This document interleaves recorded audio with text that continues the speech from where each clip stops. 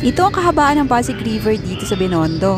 Halos water lily na ang sumasabay sa agos ng tubig ng ilog na ito. Mula sa amin ay madadaanan muna namin ito, ganun din ang Jones Bridge papunta sa Pasig River Esplanade. Isa din ito sa pinakamagandang attraction dito sa lugar dahil mala-Venice, Italy din naman ang style nito. Picturesque ang view dito kaya hindi mo mapipigilan ang magpa-picture at kumuha ng video kapag napadaan ka dito. Dahil napakaganda naman talaga pagmasdan ang mga nasa paligid dito. Ang tulay na ito ay nagko-connect din ito sa Intramuros at Binondo. Safe din naman ang lugar na to dahil may mga pulis na nakatalaga dito. Sa pagtuwid ng Jones Bridge ay nakakonekta kaagad ang hagdanan papunta dito sa Pasig River Esplanade Phase 1C. Ito nga pala ang karugtong ng first phase at inagurahan noong June 2024 ni Pangulong Marcos. Ito na nga ang Pasig River Esplanade. Nagsimula ito sa first phase. Unang binuksan nito sa publiko noong January 2024. Ito yung halos katabi ng Manila Post Office at ang tapat naman nito ay Binondo. Wait, bagong lahat, i-remind muna natin ang sarili natin na ito ay simpleng daluyan ng tubig mula sa Ilog Pasig. At ngayon ay pwede na nating pasyalan, paglibangan at higit sa lahat ay pwede na nating itong ipagmamalaki.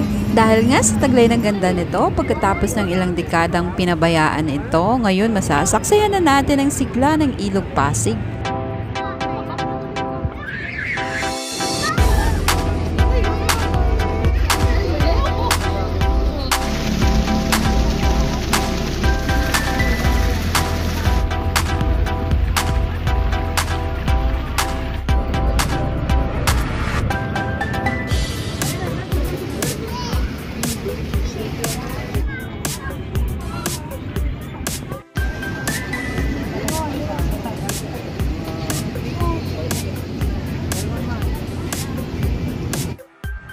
Ito na nga ang dulo ng first phase Esplanade at ito ay may haba na 500 meter. Ito naman ang Jones Bridge kung saan tayo dumaan kanina para tumawid dito. Sa ilalim ng Jones Bridge, dito nagsimula ang karugtong ng Phase 1 at ito ang tinatawag na Phase 1C.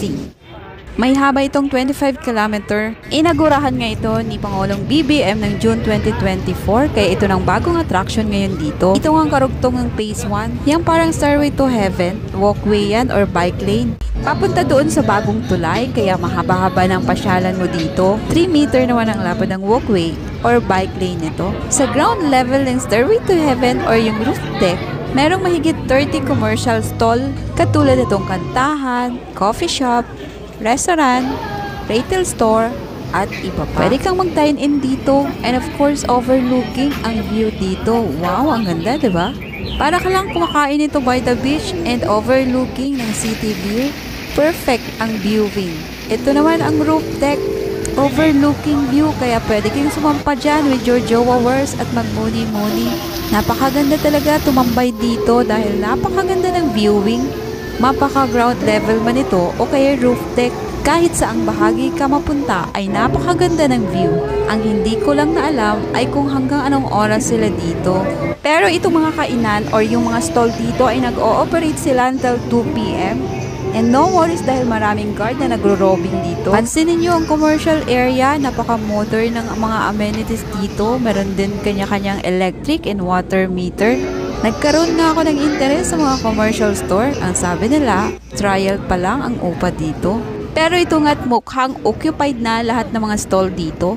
Dito sa bandang dulo, nandito ang kanilang comfort room or kanilang CR. Malinis ang area. Of course, meron din ditong fire protection, ano? Ito nga't tong narating na namin ang dulo ay pumalik na rin kami. Pero in fairness, napakasarap talaga mamasyal dito. Napakalinis ng paligid, napakaganda ng view, at talaga naman, masasabi muna ang Pasig River ay binigyang buhay muli. At hanggang dito na lang. See you next time. Bye!